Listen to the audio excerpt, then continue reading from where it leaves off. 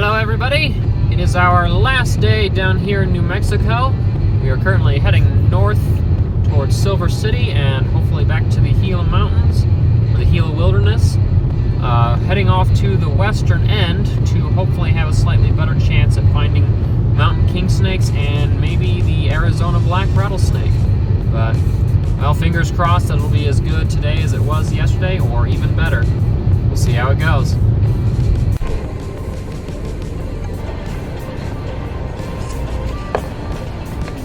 Where'd you go, dude? Here you are.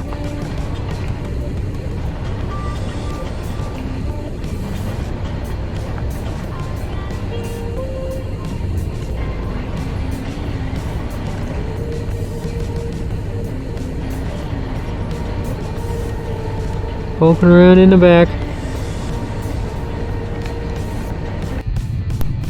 Our first stop was way on the western side of the Mogollon Rim, where the desert grassland kind of makes its way up through the valleys, in through the mountains, and the mountains themselves are a little lower, although still starting to develop oak and pinyon pine forests.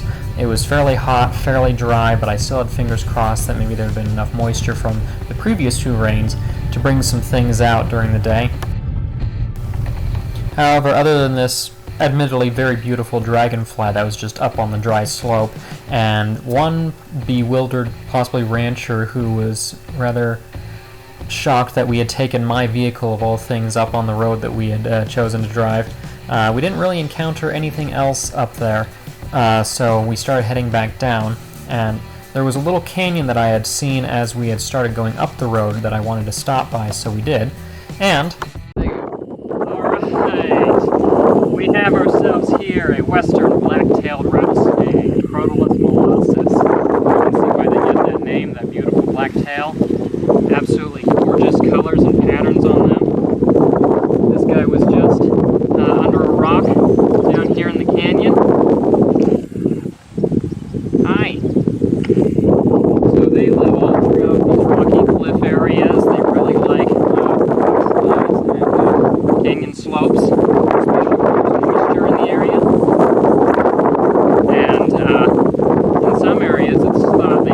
Occasionally interbreed with the Arizona black rattlesnake, which just barely makes it into this region. So, put him on the ground so he feels a little safer. These guys, like all rattlesnakes, of course, have a potentially lethal bite, but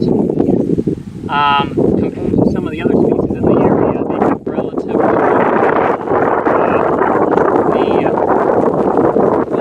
snakes, the Mojaves, the western diamondbacks have a lot more potent venom than these guys do.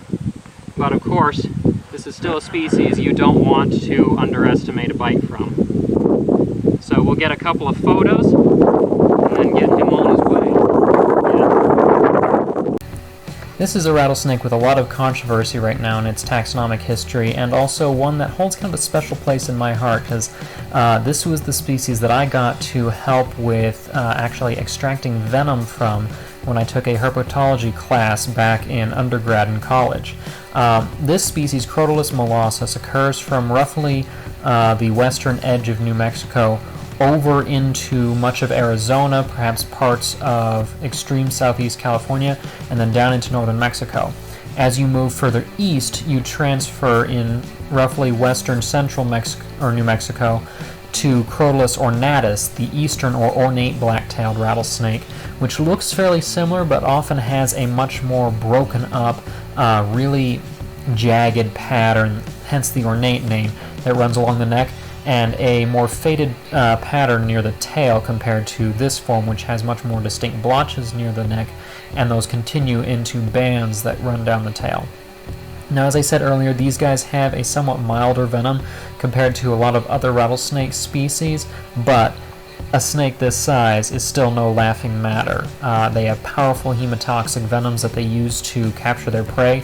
The venom is actually used to both track down the rodents that they bite and then release so that they don't get themselves injured, so they can find that when the rodent collapses later, and it also kickstarts the digestion process so the snake can actually get as much as possible out of its meal. Also, I should stress, as always, what you see me doing here in the video, never attempt yourself at home unless you are a professional who knows exactly what they are doing with these animals. I always have a hook in hand, even if you can't see it in the photos here. It's just angled for a better view of the animal rather than my equipment. I know exactly what the animal is doing. I've had a lot of practice reading their body language, so I know what they're going to be doing, and this is a fairly placid species, so I don't have to worry quite as much with this one as, say, the Mojaves, which are very quick to bite. But you always need to watch what the animal is doing. Never try and tail or handle a rattlesnake. If you encounter one out in the open somewhere and feel the need to like move it off the roadway or something, use a long stick and just kind of prod it off. Don't touch it yourself. I only do so because I know what I am doing, and I am trying to show you guys a very cool animal for a very brief period. Yeah, come on, dude. I'm trying to give you some support here so we can get you down here. Now, you were just under this rock, so we can let you right back in there, okay? No. You were under here. Go ahead.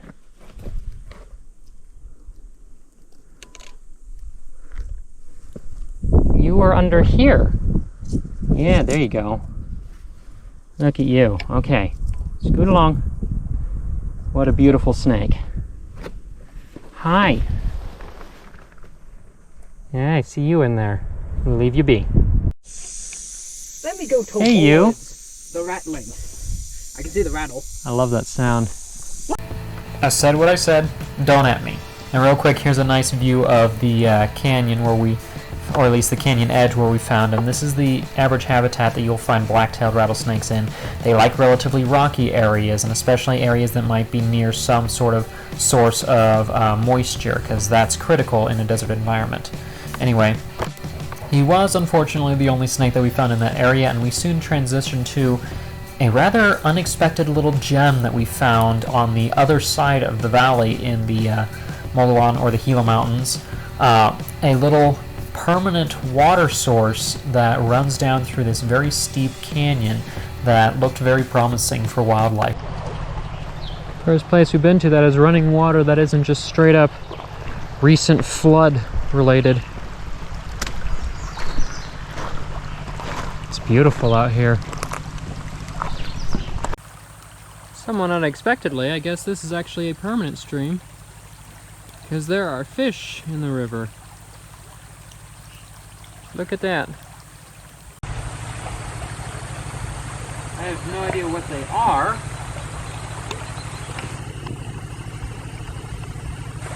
Some sort of striped minnow. That's a good sign, because that means probably in the area that we'll find other snakes. If you ever want to come up to this spot, it's only $3 to park and then just kind of hike and poke around. You might want to keep an eye out on the weather, since the way in actually crosses the stream bed in several places. The water was actually running over the nearest one to the parking lot, so heavy rains will potentially trap you there, but otherwise it is a beautiful area and certainly worth the $3 to help conserve the ecosystem and the history in this little park. Alright, we've got ourselves another little ornate tree lizard here running around. This one actually has part of his tail that's broken and regrown from when a predator caught him before. Love these patterns, the almost reticulated look on the back, and then a really light colored side. Kind of a peachy color right underneath the throat there too, which is really cool. I think this might be a young male, but we'll let him go right back over on the rocks where he was at over here. There you go, dude. Make sure to check out the video on day 4 in New Mexico if you want to see even more about these guys, when we found them down in the Peloncillos in a scrubby oak forest. But these are actually pretty common lizards down throughout the Southwest. They make it up into my home state of Colorado in the southwest corner, and they love rocky canyon areas just like this, especially places with large trees that they can also scramble up into and find prey. You look at this place. Down at the river below. And straight up the canyon. Past the picnic areas and the first 1/8 mile or so into the canyon, the paths all kind of go up onto the canyon sides on these scaffold trails that were once the remnants of mining scaffolds, and they just kind of used the original bolts and such to build the trails on instead, which allows you to get way up into the canyon where otherwise, unless you're okay with walking through the water and risking flash floods, you wouldn't be able to get very far. Look at this canyon. That is so cool.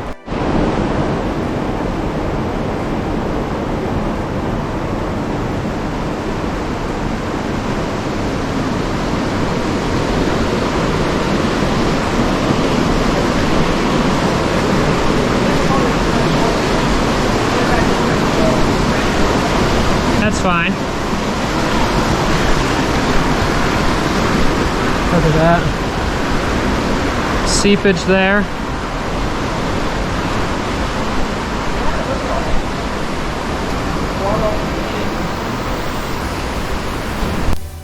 The entire canyon, too, bears marks of the power of this region. The mountains themselves were built by relatively recent volcanic activity, so all of the rocks are volcanic, igneous in nature, and you can see within them just how powerful the water can get at times. And yet, at the same time, vegetation is able to survive somehow, even right at the bottom of the canyon. You can just kind of...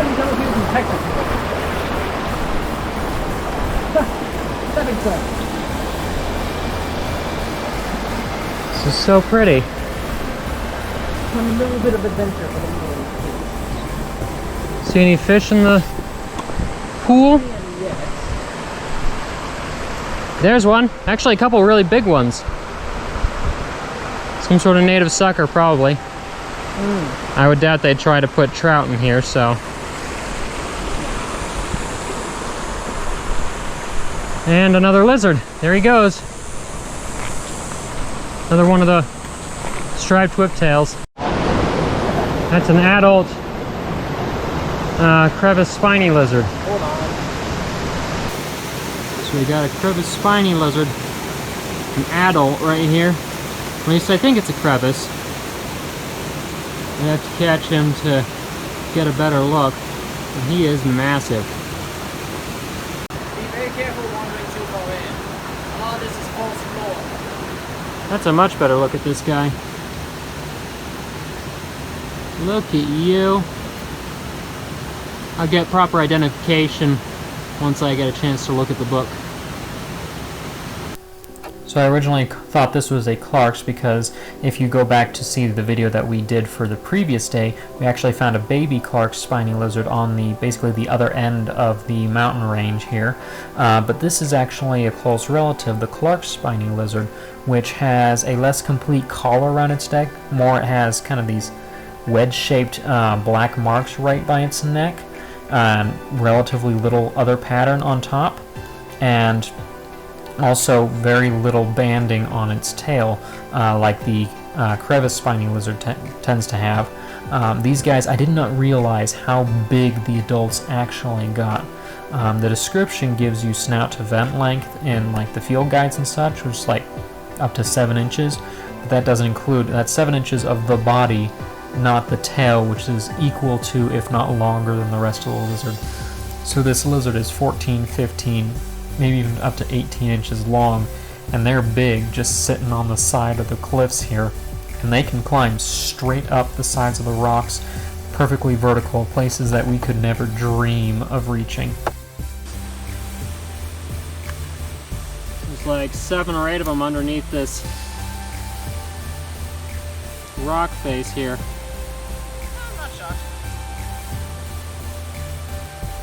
Okay, maybe more than 7 or 8. They'll go in giant groups, yes. These guys are huge. There we go, video. Alright, we got another spiny lizard on the rock wall here. Once again, probably not going to be able to catch him, but didn't realize that they got this big either. So that's really cool. We'll see if we can get close to him, but more than likely this is just the video that we'll have. And just as expected, though this one is within a little bit easier reach, he or she managed to keep just out of reach as well. Now I think this is another male because males tend to have these pretty blue colors that develop on their bellies and throats, and they'll sometimes bleed up onto the sides as well. So I've only seen these once before, and then suddenly, whoops, they're all over the place, and there he goes. Wherever he's flying. There he goes. Whee, and off he goes. If you've never seen these before, just go up into a somewhat deciduous or even pine-based forest up in the mountains and you'll probably find them. Moderately sized beetles with these brilliantly, well, kind of faded and yet at the same time brilliant metallic colors. I have seen them in kind of greenish, this beautiful cobalt blue that we see here, as well as purple.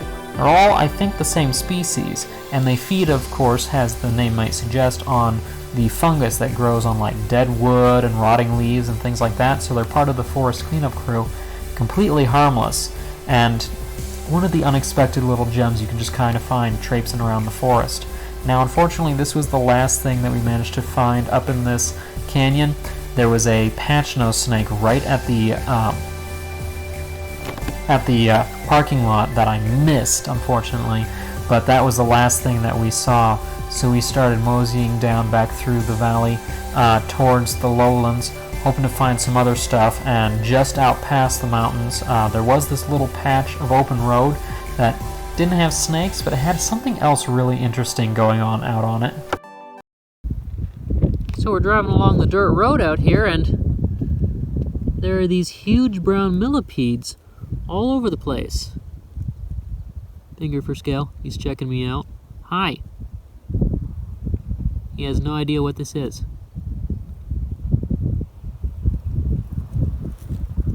What are you doing? Moisture's out high enough, I guess, for these guys to be crawling around, but there's like, just sitting on the road right in this area, there's thousands. Nathan's made a friend too. They're just all over the place. Look at that.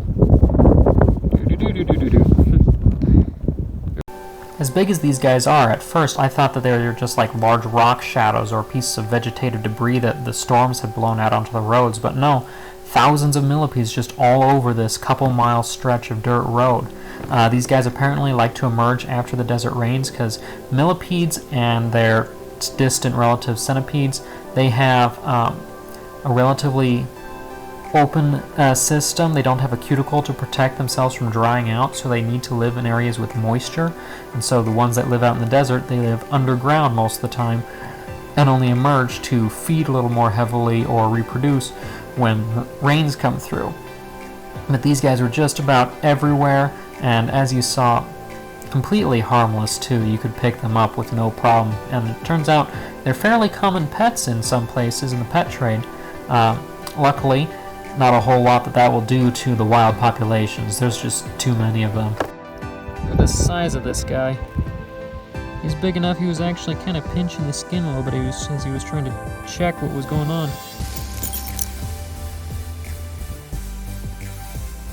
Another shoe he goes, apparently. Well, after a half-decent afternoon, we headed back towards the central Rio Grande Valley of New Mexico and had a bit of a heartbreak. We were hoping to find a few more species, maybe the western downback that I've been trying to chase throughout the state, and we found the western downback, as well as a long nose, a baby desert king, and a striped whipsnake, all as roadkill on the highways. So tells us that they're in the area right here and gives me an idea of where to look when I come back, but unfortunately it does mean that there's a lot that is still yet to be seen alive in this state, so gotta find a time to possibly make a trip back down here at some point. Now, it's probably going to be a while before I can make the next trip because we're a little behind on funds, but if you'd like to help support production of educational videos and such like this, please consider joining our Patreon accounts at patreon.com/hcarlton. Members do get exclusive benefits, exclusive video clips, and things like that back. If you can't do a monthly support like that, there's also one-time donations that one can do at there is a coffee.com/Carlton Carnivores account now. You can always visit the website, carltoncarnivores.com, where we have the shop with plants and snakeskin resin jewelry available. There's also the links on there to the Teespring merchandise shop. Or if you can't help financially, then simply liking and sharing this video, checking things out on the YouTube channel, liking and subscribing on the YouTube channel as well, turning on that black bell so you don't miss upcoming updates, and perhaps just attending on Facebook, Instagram, other social media, Carlton Carnivores. Any attention is good, and it brings more attention to the website and brings more people in. So until next time, though, I'm Hawken Carlton, and this is Carlton Carnivores.